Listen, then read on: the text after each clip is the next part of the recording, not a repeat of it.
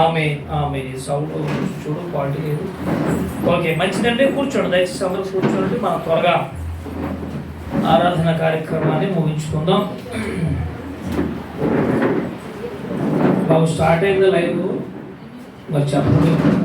ప్రభు పేరు మీ అందరికీ వందనాలు, శుభములు తెలియజేస్తూ నేరుగా మన వాక్య సందేశంలో వెళ్ళి ఈ మార్చి నెల మొదటి ఆదివారంలో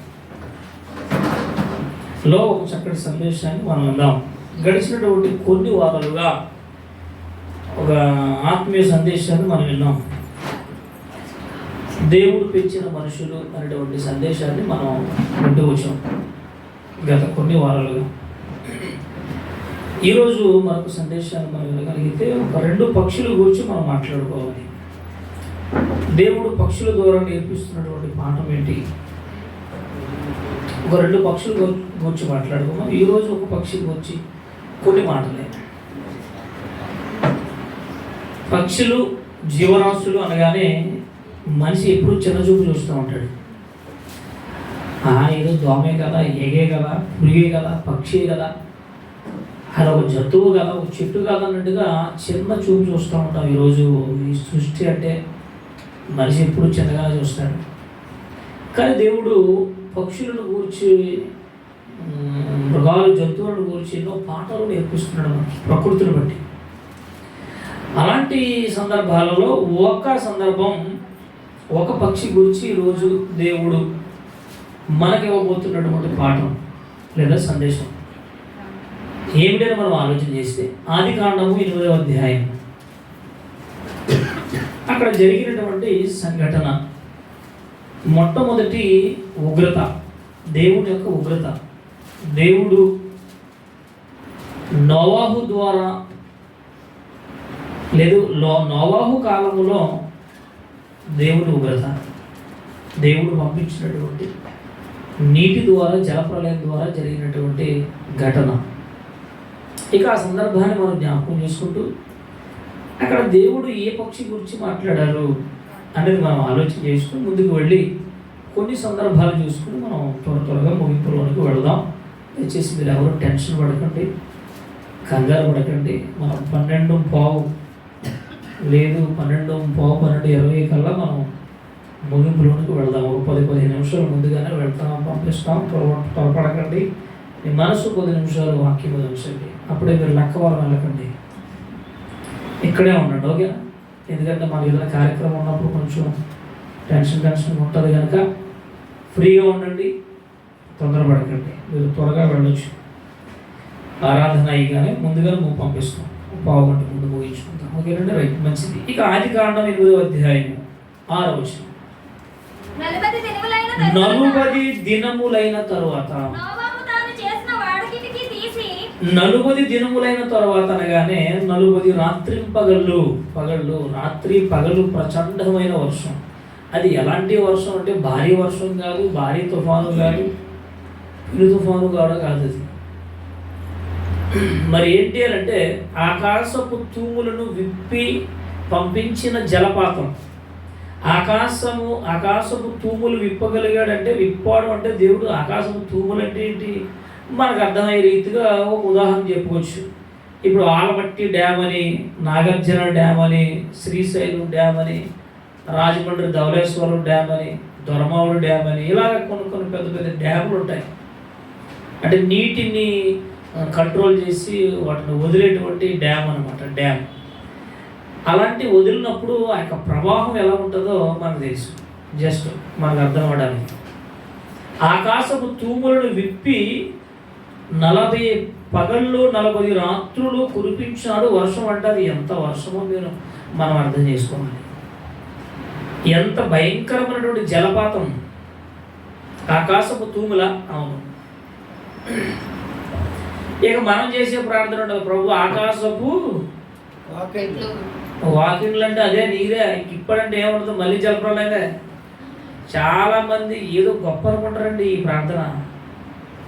నాయన ఆకాశపు వాకింగ్లు విప్పి పట్టజాలనంటే అంటే మన ఇల్లు, మన బీరువాలు, మన డేక్షాలు, మన సంచులు, తర్వాత మన ఒరే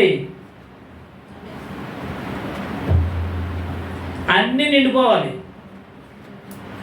అంటే అలా అనుకుంటారు. ఈరోజు క్రైస్తవులు చాలామంది చేసే ప్రార్థనలు అంటే ఆకాశ వాకులు విప్పేస్తే భూమి ఉండదు, మనం ఉండవు. వీళ్ళకి అర్థం కావట్లేదు. అంటే దేవుడు అంత చిన్నోడు అనుకుంటున్నారు వీళ్ళు. ఆకాశ వాకిళ్ళు విప్పి పట్టజాలంటే దీని గురించి మనం ఆల్రెడీ విన్నాం. ఆకాశపు వాకిళ్ళు పట్టజాలం అంటే ఏంటో, దాని గొడవ ఏంటో, ఆ సందర్భం ఏంటో, పరిస్థితి ఏంటో, దేవుడు మలాకీలు ఎందుకు రాయించాడు, ఇది ఆల్రెడీ విన్నాం.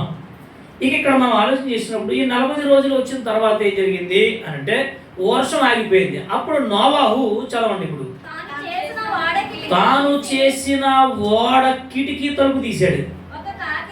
ఏమండి, ఆ తలుపు తీసి తెరచి చూసేసరికి వర్షం తగ్గింది, కానీ చెడు చూసినే ఉందంటే నీరే ఉంది, మొత్తం నీరే ఉంది. అయ్యో నీరు ఉంది, అసలు ఈ నీరు తగ్గింది, తగ్గుముఖం పట్టింది అని అంటే ఏదైనా చెట్లు పుట్టలు ఏదైనా కొండలు కనపడుతుంది. ప్రస్తుతానికి ఈ ఓడ అరాలకు కొండ మీద ఉంది. ఇది ప్రస్తుతానికి ఆ కొండ మీద ప్రస్తుతానికి తగ్గుముఖం పట్టింది. ఇది అంటే ఆ కొండ కూడా బహుశా కనిపించే స్థితిలో లేదు అనుకుంటున్నారని అక్కడ, ఎందుకంటే అక్కడ రాయబడ్డది అనమాట. నోవాహు గారు కిటికీ తెరిచి చూసి ఏం చేశాడంటే వర్షం తగ్గింది అమ్మయ్య అని చెప్పేసి ఒక కాకిని పంపించాడు. ఇప్పుడు కాకిని కూర్చున్న గుణగణాల గురించి మనం విందాం. కాకికి ఉన్న స్వభావం ఏంటో కొన్ని లక్షణాలు మీరు చెప్పొచ్చు. ఎలా ఉందంటే అసలు కాకిని ఇప్పుడు చూడలేదంటే మన దేశంలో లేవు, కాకి పక్క దేశంలో ఉన్నదంటే చెప్తున్నారు మీరు. కాకి ఉన్న గుణగణాల గురించి కొన్ని చెప్పొచ్చు మీరు. తెల్లవారితే మనకు కనపడుతుంది. అప్పారావు బాగా చెప్తున్నారు, చెప్పొచ్చు, మీరు అందరూ చెప్పొచ్చు. ఎలాగంటే కాకి ఉన్నటువంటి స్వభావం ఏంటి, దానికి కొన్ని గుణగణాలు, ఒక్కొక్క పక్షికి ఒక గుణగణాలు ఉంటాయి, ఒక్కొక్క జంతువుకు ఒక్కొక్క లక్షణాలు ఉంటాయి. అలానే కాకి కొన్ని లక్షణాలు ఉన్నాయి. దాని లక్షణాలు ఏంటో కొన్ని చెప్పండి చూద్దాం. మొత్తం మీద పెట్టగా ఎత్తుకుపోయే స్వభావాన్ని పెట్టారు. ఫస్ట్ పాయింట్ బాగుంది. కీర్తన గారు ఎత్తుకుపోయే స్వభావం ఉంది. నెక్స్ట్ రెండో పాయింట్ ఒకరు చెప్పారు, ఒక్కొక్కరు చెప్పారు. అందరూ చెప్పారంటే అర్థం కదా. అప్పారావు గారు మంచి పాయింట్ చెప్పి మనుషుల కన్నా ముందు లెగుతాను, అది కాదు అన్ని పక్షులు లెగుతాను. ఇంకా సూపర్, చుట్టాలు వచ్చే ముందు చెప్తుందట. ఎవరు చెప్పారమ్మా? అది ఎలాగా ఈరోజు మా ఇంటికి చుట్టాలు వస్తున్నారు, ఈ కాకి ద్వారా విందామని మొత్తం మీద చిరజ్యోతి గారు ఆలోచించారు. మంచిది, మంచి పాయింట్. చుట్టాలు వచ్చేటప్పుడు కాకి చెప్పిందంటే దానికేం తెలిసి ఎవరు వస్తున్నారో మన దొడ్లు ఏదో చూసింది అది. అంటే అలా అంటారు పెద్దోళ్ళు, అలా అనేవారు అన్నమాట. అంటే కాకి ఉన్న స్వభావం ఏంటంటే చుట్టాలు వచ్చినప్పుడు చెప్పిద్ది ఆట. నెక్స్ట్ చెప్పిద్ది అనుకోండి. 3 పాయింట్లు చెప్పారు. ఒక్కరు చెప్పారు. అప్పారావు గారు ఎప్పుడు చూసినా తెల్లారిపోవడం అంటారు. అందరికన్నా ముందు లెగిద్ది అన్నారు, మళ్ళీ తెల్లారి ముందు లెగుతారు. ఆ పక్షులన్నీ తెల్లవారికి ముందు లేస్తాయి, మనం లేక ముందు లేస్తాయి. అమ్మా అది కీర్తన గారు చెప్పేసారు. ఫస్ట్ పాయింట్ తనుగుపోవడమే. గుడి దగ్గరికి వెళ్తే అంటే ఏ పక్షి అయినా తను, ఎందుకంటే గుడి దగ్గరికి వెళ్ళినప్పుడు అది పాయింట్ కాదండి.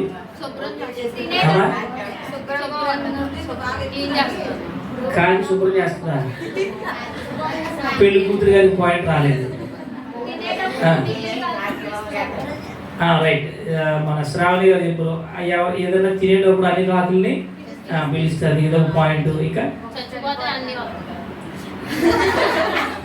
పెళ్లి కూతురు గారు ఇక్కడ లేదు, లక్కవరమే ఉంది. చచ్చిపోతే అన్ని కాకులు వస్తాయి. ఇంకా అదో పాయింట్ చెప్పండి. నెక్స్ట్ కరుణా గారు చెప్పింది పాయింట్. ఇంకా కోతులు వస్తాయా? చాలా లోతుకి వెళ్ళిపోయి. రైట్, మంచిది, బాగా చెప్పారు. మరలుగుడిలో కావడం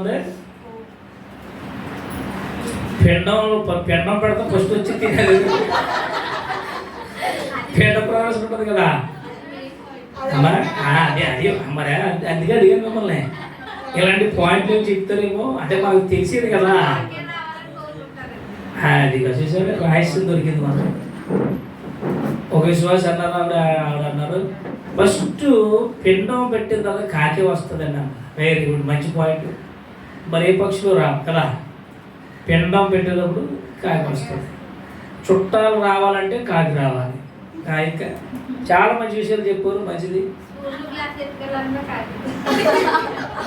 అది ఇంకా వచ్చేసింది కీర్తన గారు ఫస్ట్ చెప్పేశారు కదా, తన్నుకుపోవడం అంటే ఇంకా అది అవసరం. కోడి పిల్లలు తనుకుపోతుంది, మనుషులు కూడా తనుకుపోతుంది, పిల్లలు తనుకుపోతుంది.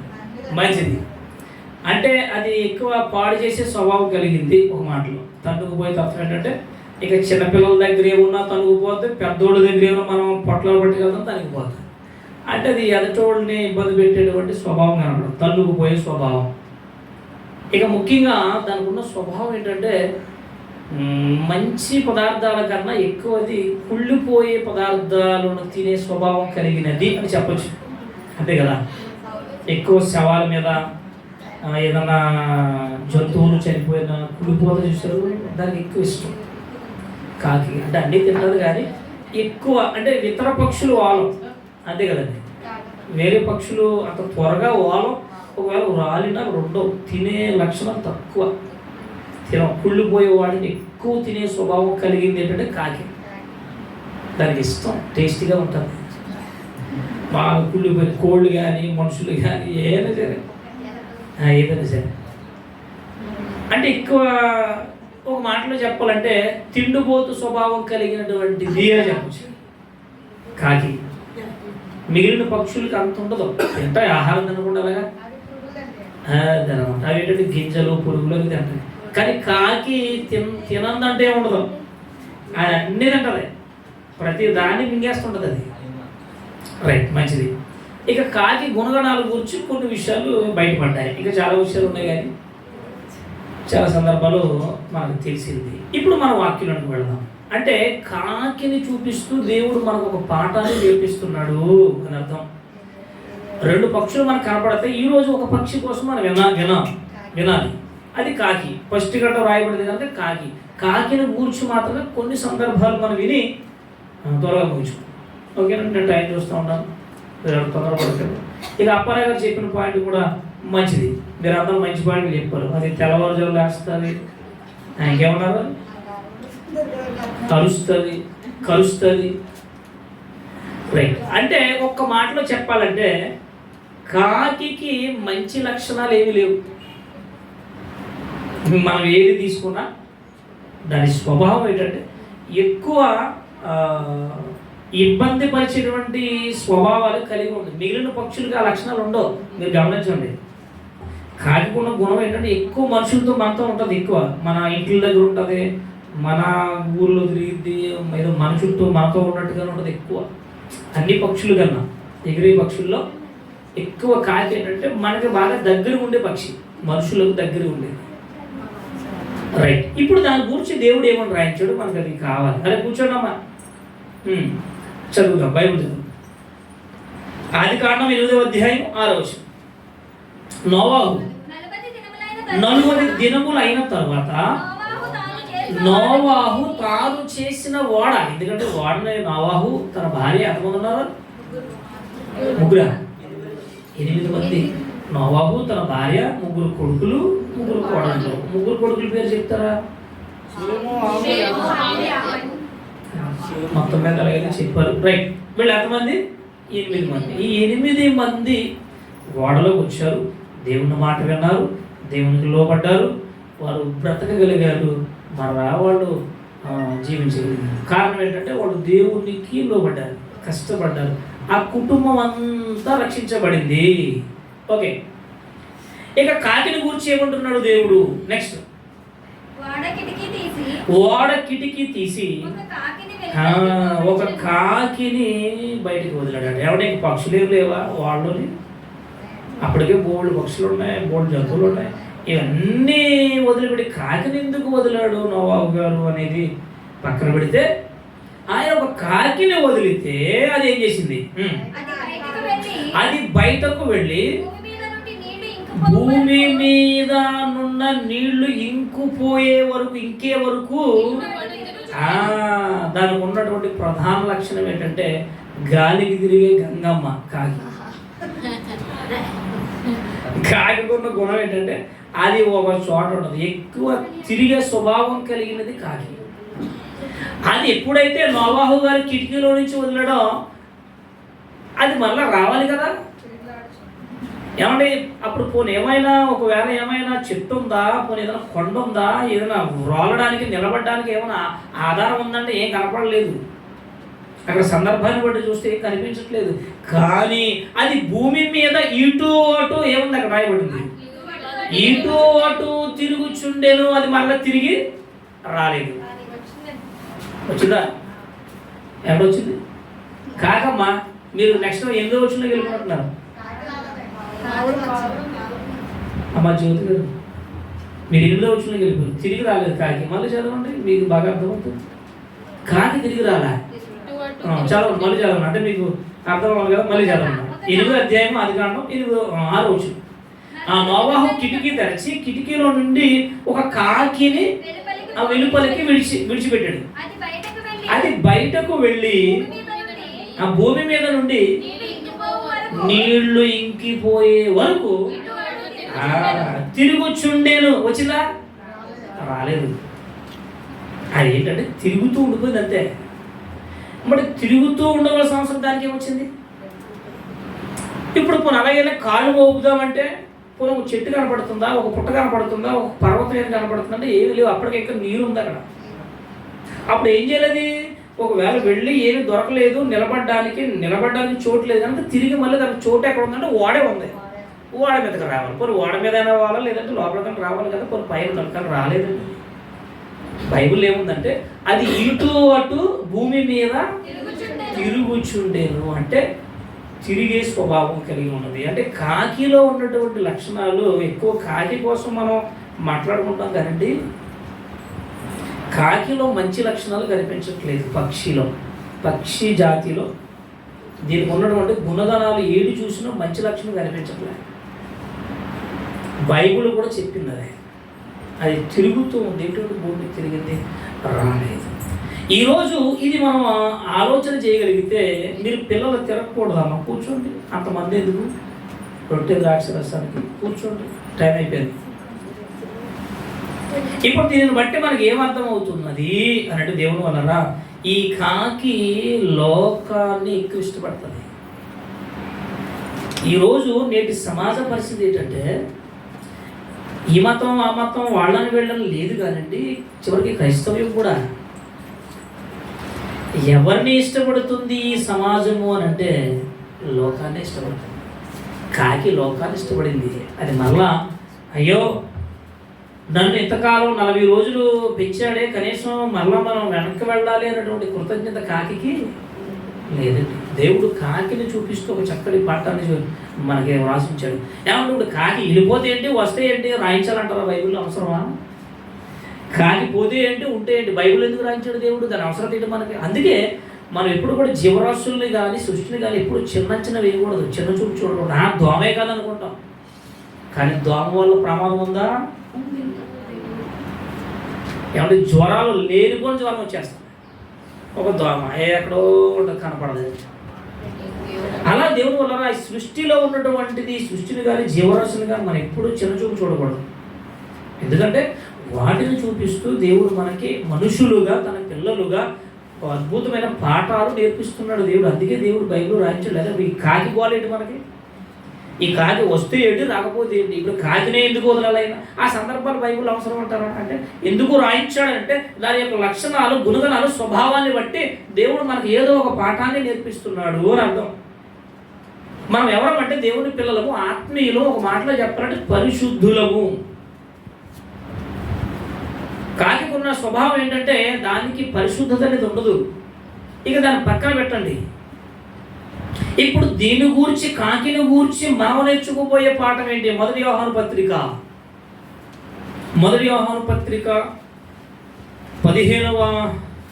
2వ అధ్యాయం 15, 16, 17 వచనాలు చదవండి. కాకి నేర్పిస్తున్న పాఠం ఏంటి? యోహాను పత్రిక 2వ అధ్యాయం 15 వచనం నుండి చదవండి. ఈ లోకమునైనను లోకములో ఉన్న వాటినైనను మీరు ప్రేమించద్దు. చూడండి, మరి లోకాన్ని ప్రేమించకపోతే లోకంలో ఎందుకు పెట్టాడు దేవుడు మనల్ని?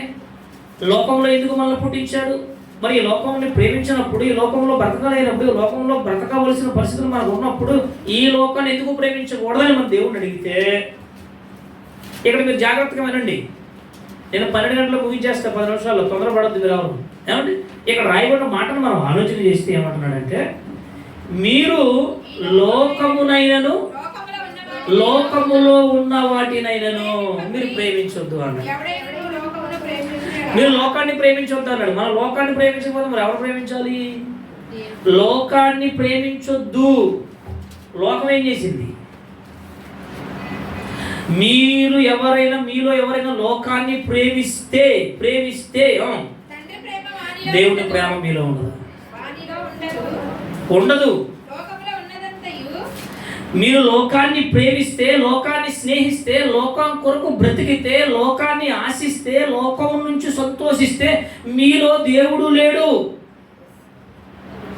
దేవుడి ప్రేమ మీలో ఉండదు. ఎందుకంటే మన ప్రేమ ఎంతసేపు చూసినా లోకం మీద.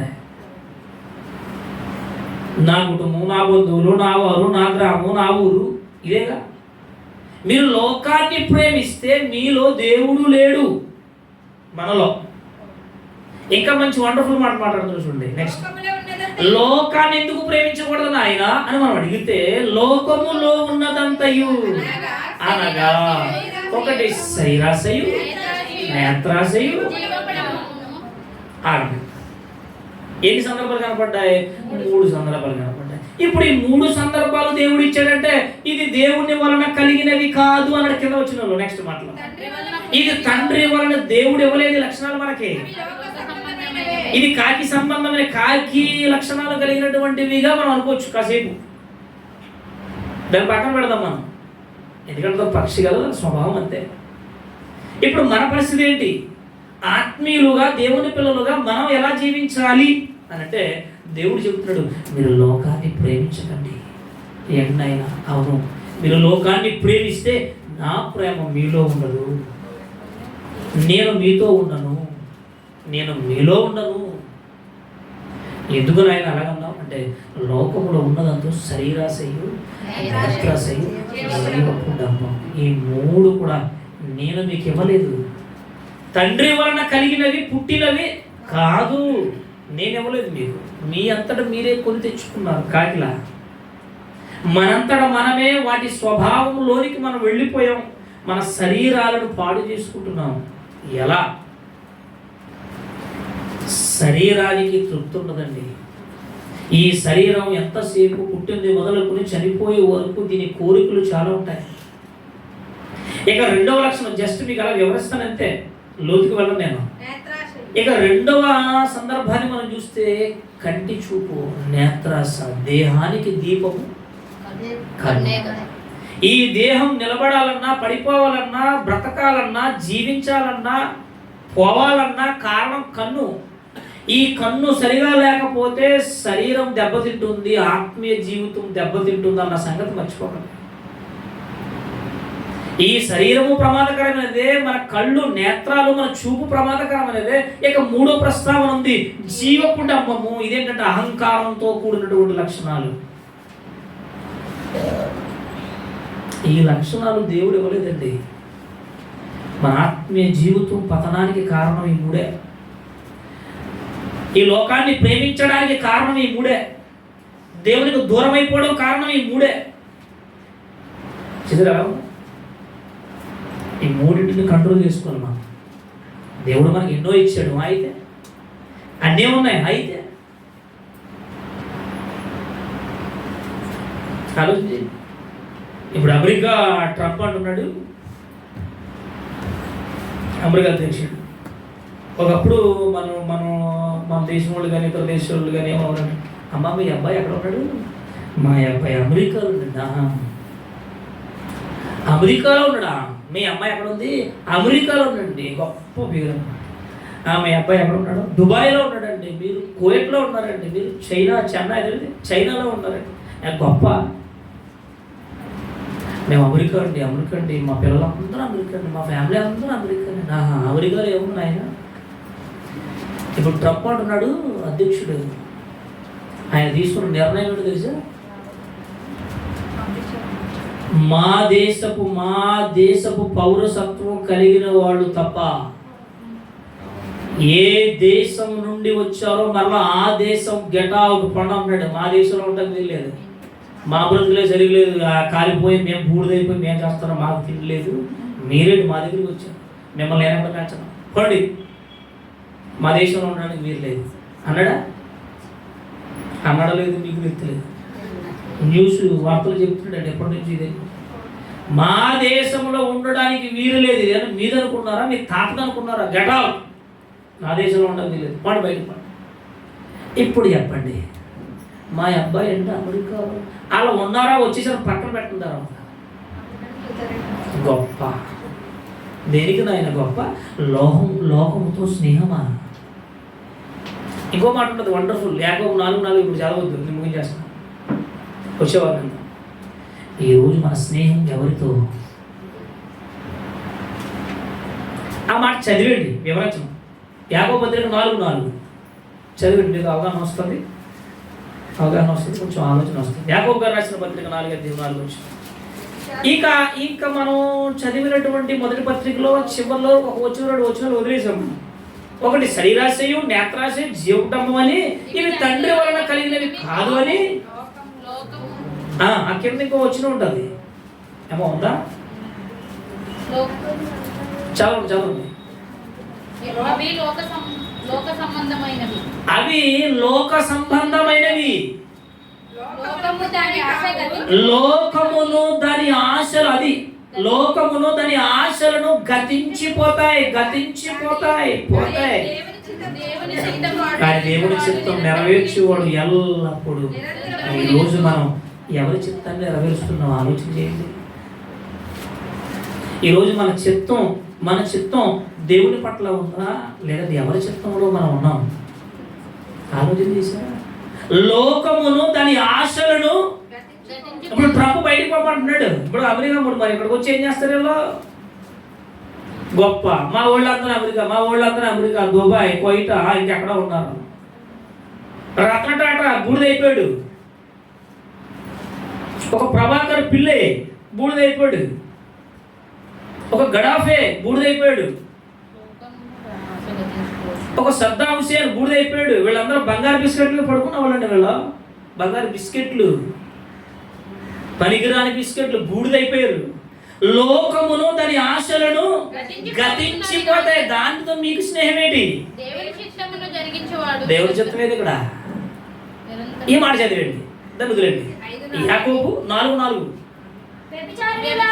ఏమో మాట అన్నాడండి ఇక్కడ, దేవుడు రాయించాడు. నిజంగా ఈ మాట అంటున్నప్పుడు మనకి ఎంత బాధ ఉంటుంది చెప్పండి. వ్యభిచారులారా, ఎవరో వ్యభిచారులారా, ఈ లోక స్నేహము మీకు తెలీదా? ఈ లోక స్నేహము దేవునితో వైరం. మీకు తెలీదా? తెలిసి చేస్తున్నారా, తెలివి చేస్తున్నారా లోకంతో స్నేహం? మీరు మీ స్నేహం ఎవరితో? దీనికోసం వచ్చేవారు మాట్లాడుకున్నాం. ప్రార్థన, దయగలిగినదేవో గొప్పదేవో వందనాలు.